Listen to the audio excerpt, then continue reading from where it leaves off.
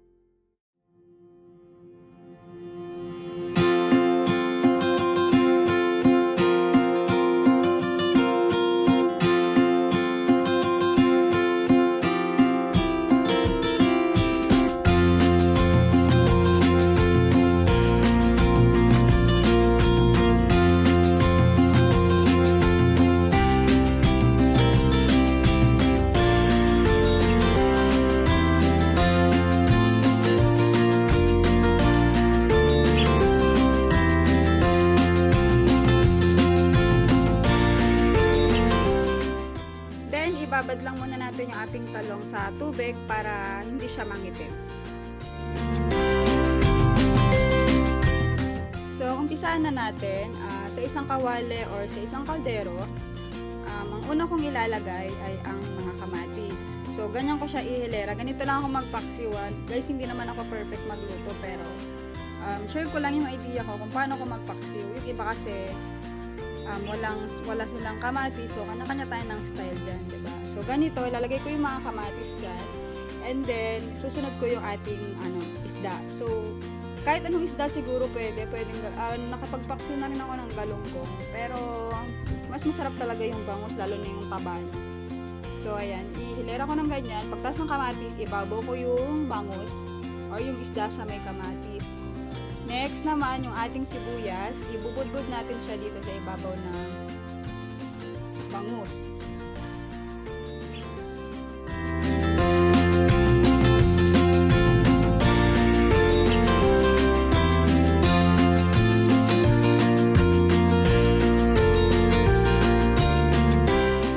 Next, pag naibudbud na natin yung ating sibuyas, isunod na natin yung ating suka. 200 ml yung ilalagay ko. So lahat to ibubuhos natin. Minsan pag nag-trip namin yung sobrang asim, talagang isa't kalahati, bali 300 ml yung nilalagay namin. Pero syempre, diba, dapat hindi naman masyadong alali lang tayo sa suka. So ito, 200 ml yung ilalagay ko. Ibuhos na natin lahat.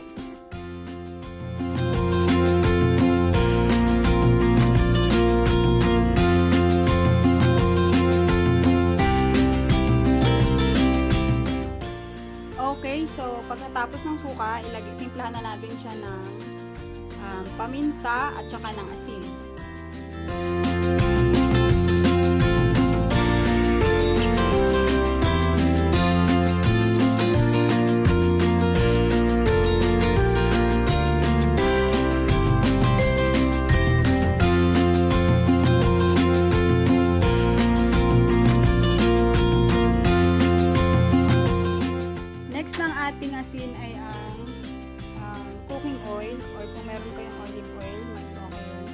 pala ay 2 tablespoon lang. So, ayan. Bubud lang natin dyan.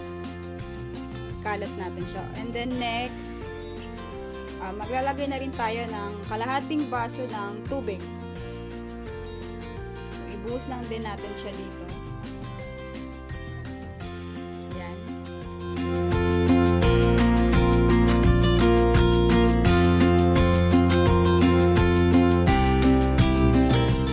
Next, yung sili din natin na green, ibuhos na rin natin dito. Ilagay natin yun sa ibabaw.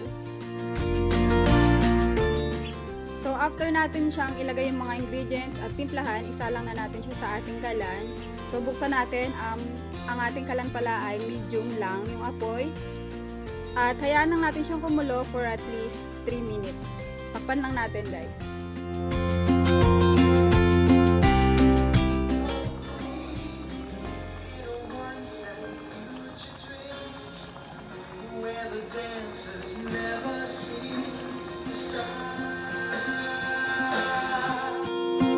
Ito na yung ating paksiw, check natin. So, after 3 minutes, ang ginagawa ko, lahat ng kamatis, pinipiga ko. Kung napapansin nyo, kapag meron akong niluluto na may halong kamatis, lahat ng kamatis talaga pinipiga ko. Para yung katas niya, masama doon sa may sabaw yung lasa niya. Tas, mas masarap siya. Nga pala guys, etong paksiw, hindi siya madaling mapanis or hindi siya, wala pa naman, hindi pa naman kami napapanisan ng paksiw kasi nga, kahit na may kamatis siya, diba? Kasi nga, marami siyang suka. So guys, try nyo, nanunuot yung asim, tamis, anghang. Sarap. So ayan, lahat ng ating kamatis, pipigayin natin. So dahan-dahan lang yung ating paghawi sa isda, diba? Kasi baka maduro.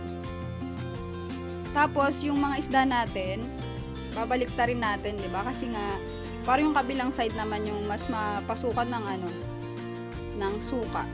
So, ayun. Ganito lang. Simple lang yung ating paksiw, pero diba ang sarap ng paksiw lalo na kapag piniprito siya. Diba yung nakababat as sangag ka, kape. Diba?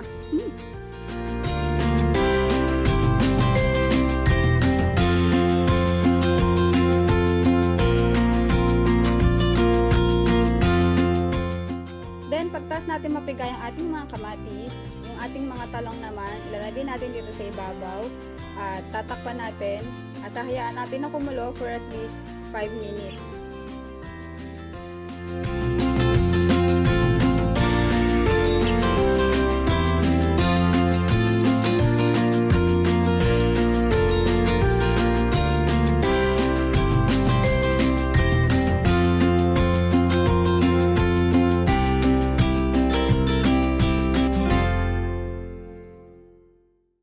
So guys, luto na yung ating pinaksiw na bangus at 'di ba, syempre napakadali niyang gawin at ang bilis niya lang din maluto.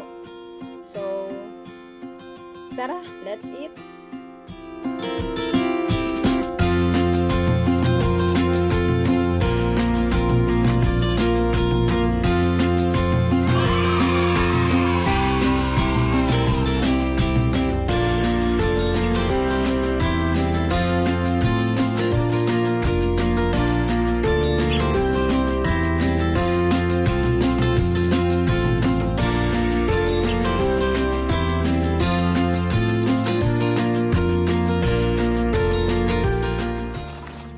Guys, kung mahilig kayo sa bangus na isda, try nyo yung niluto ko din na isa. Niluto namin pala na sinanglay na bangus. So, ayan, lalagay ko yung link sa taas.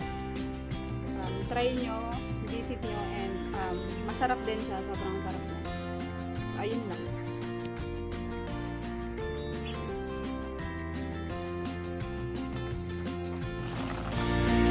Guys, maraming salamat sa panonood at kung nagustuhan mo ang video na ito at nagutom ka kahit konti, give us a thumbs up at kung hindi ka pa nakapag-subscribe,